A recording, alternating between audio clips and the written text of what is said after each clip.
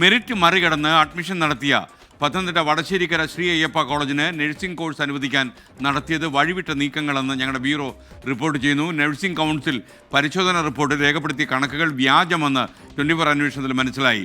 24 investigation.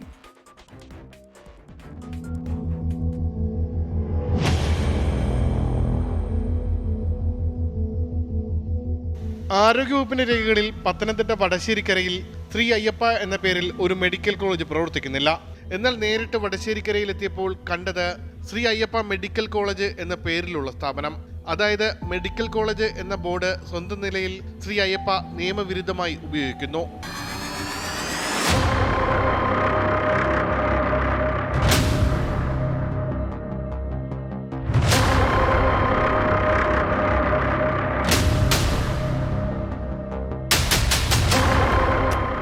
Shri Ayyappa എന്ന സ്ഥാപനത്തിന് nursing college അനുവദിച്ച് കിട്ടുന്നത് ഈ വർഷമാണ്. ഇവിടെ BSc നഴ്സിംഗ് സീറ്റ് അനുവദിക്കാൻ നടത്തിയ പരിശോധന ഈ വർഷം സെപ്റ്റംബർ 9-ന്.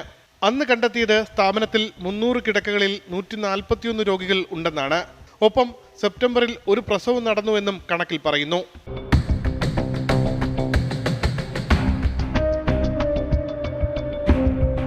ആകെ കിടക്കകളുടെ 75% രോഗികൾ വേണമെന്ന നിബന്ധനയും മാസം 100 പ്രസവം നടക്കണമെന്ന നിബന്ധനയും പാലിക്കാതെയാണ് നഴ്സിംഗ് കോളേജ് അനുവദിച്ചത്.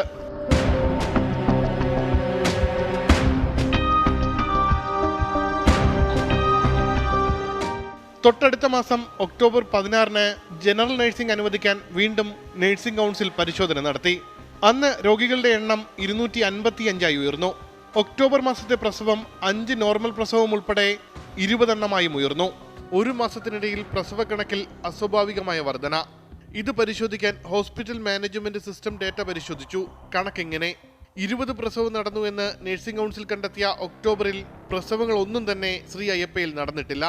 7 മാസത്തിനിടെ നടന്നത് 4 പ്രസവങ്ങൾ മാത്രം.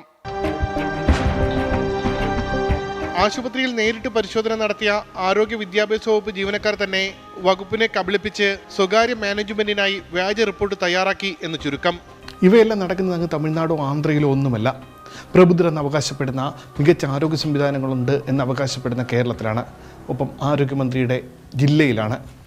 നടപടിയെടുക്കേണ്ടത് ആരോഗ്യമന്ത്രിയാണ്. ക്യാമറമാൻ ഷൈജു ചൗസരിക്കൊപ്പം ഉമേഷ് ബാലകൃഷ്ണൻ, 24 തിരുവനന്തപുരം.